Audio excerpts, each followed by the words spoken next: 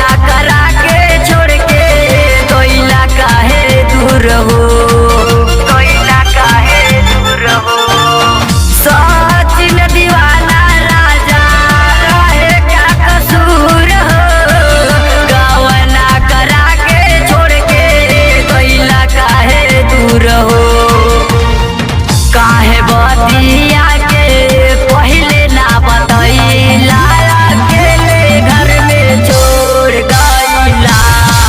राजा काहे खातिर गहना करैला, अकेले घर में छोड़ गईला। अकेले घर में छोड़ गईला, अकेले घर में छोड़ कुल जो गावल सपना क्षण में तोड़ गई।